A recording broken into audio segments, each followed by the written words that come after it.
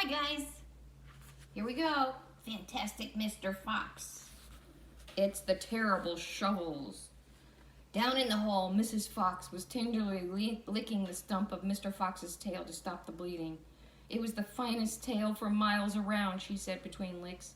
It hurts, said Mr. Fox. I know it does, sweetheart, but it'll soon get better. It will grow again, Dad, said one of the small foxes. It will never grow again, said Mr. Fox. I shall be tailless for the rest of my life. He looked very glum. There was no food for the fox that night, and soon the children dozed off. Then Mrs. Fox dozed off, but Mr. Fox couldn't sleep because of the pain in the stump of his tail. Well, he thought, I suppose I'm lucky to be alive at all.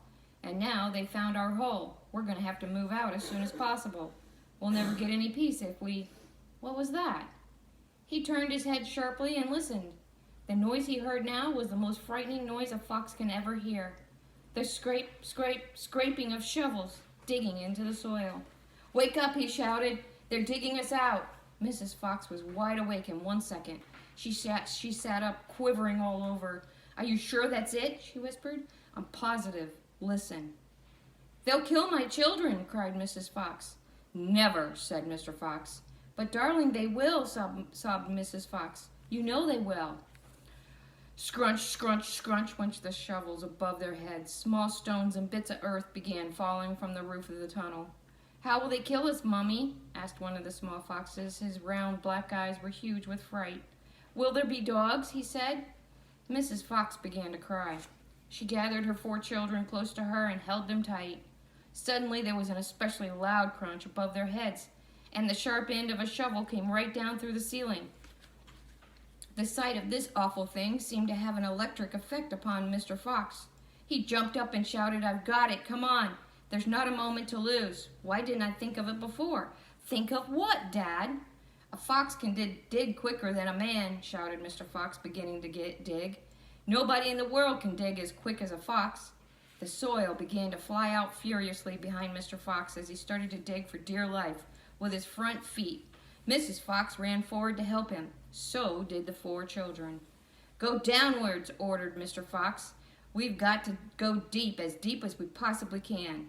The tunnel began to grow longer and longer. It sloped steeply downward. Deeper and deeper below the surface of the ground it went.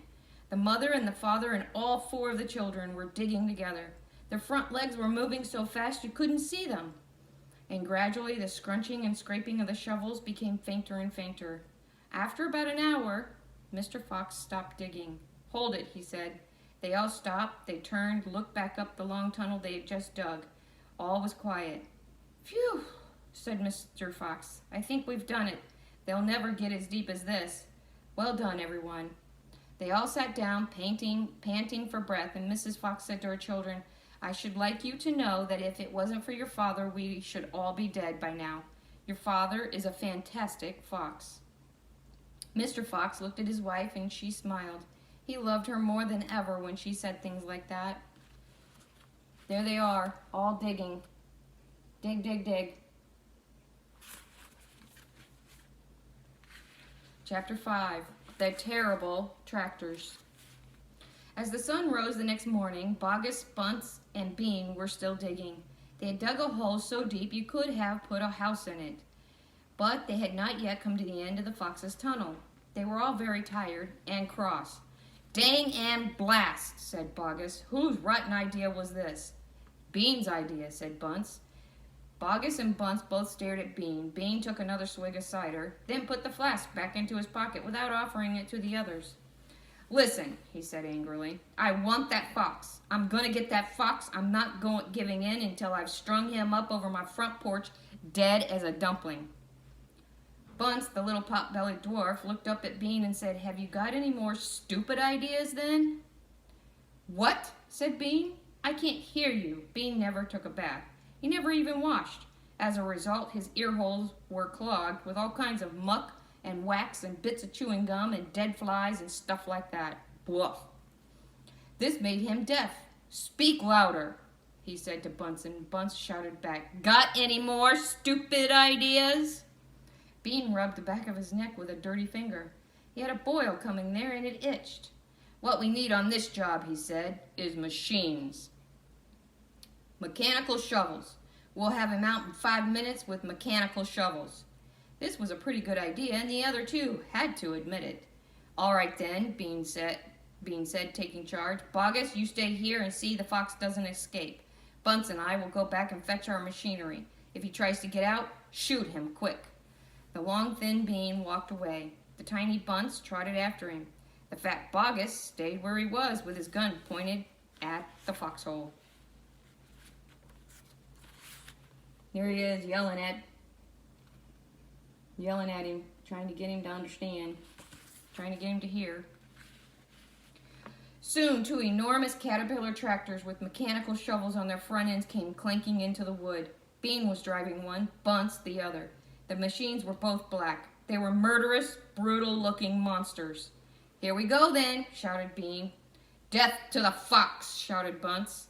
The machines went to work, biting huge mouthfuls of soil out of the hill. The big tree under which Mr. Fox had dug his hole in the first place was toppled like a matchstick. On all sides, rocks were sent flying and trees were falling, and the noise was deafening.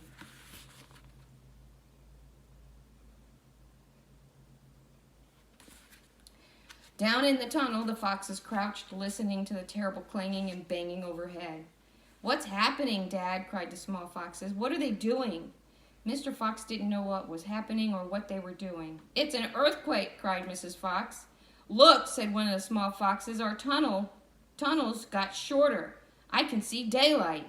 They all looked around, and yes, the mouth of the tunnel was only a few feet away from them now, and in the circle of daylight beyond, they could see the two huge black tractors almost on top of them. "Tractors," shouted Mr. Fox, "and mechanical shovels. Dig for your lives. Dig, dig, dig." Chapter 6, The Race. Now there began a desperate race, the machines against the foxes. In the beginning, the hill looked like this.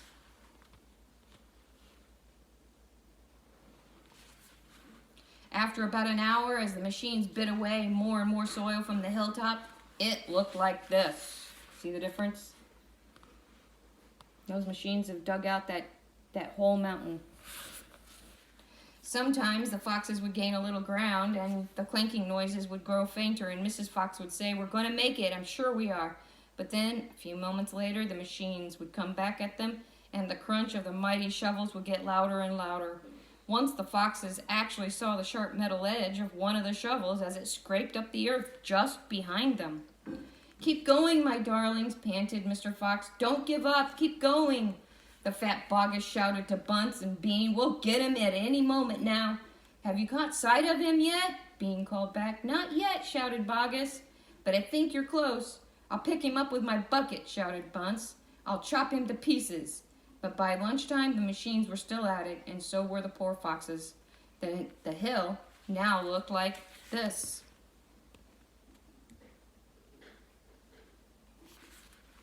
The farmers didn't stop for lunch. They were too keen on it to finish the job. "Hey there, Mr. Fox," yelled Bunce, leaning out over his tractor. "We're coming to get you now." "You've had your last chicken," yelled Bogus. "You'll never come prowling around my farm again." A sort of madness had taken hold of the three men. The tall, skinny Bean and dwarfish, pot-bellied Bunce were driving their machines like maniacs, racing the motors and making the shovels dig at a terrific speed. The fat Bogus was hopping about like a dervish and shouting, "Faster, faster!" By 5 o'clock in the afternoon, this is what had happened to the hill. Look at that. They've taken out the hill completely. The hole the machines had dug was like a crater of a volcano. It was such an extraordinary sight that crowds of people came rushing out from the surrounding villages to have a look. They stood on the edge of the crater and stared down at Bogus and Bunce and Bean. "Hey there, Bogus, what's going on?" "We're after a fox." "You must be mad."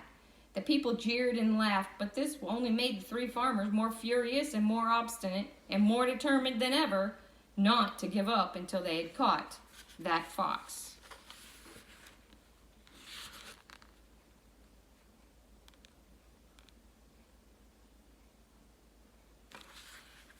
Chapter 7, We'll never let him go.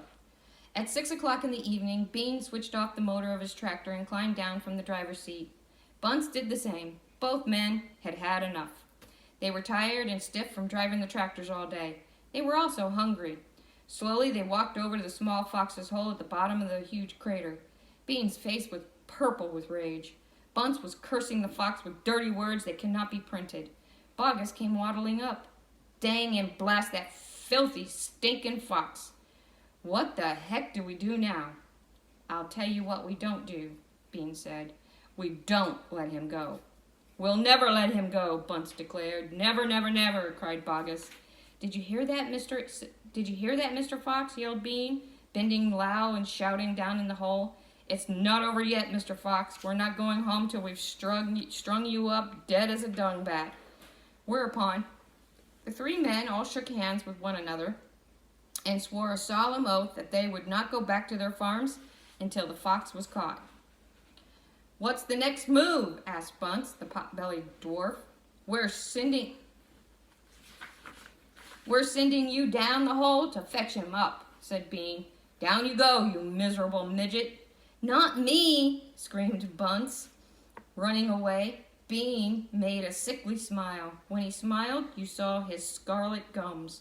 You saw more gums than teeth. Then there's only one thing to do, he said. We starve him out. We can't peer day and night watching the hole. He'll come out in the end. He'll have to. So Boggis and Bunce and Bean sent messages down to their farms, asking for tents, sleeping bags, and supper. Oh, I wonder how the foxes are going to get out of this. You guys draw me a picture of your favorite part. These guys are going to get that fox. They just want that fox, and they want him strung up. And that poor fox family, I wonder how they're going to get out of this, if they are.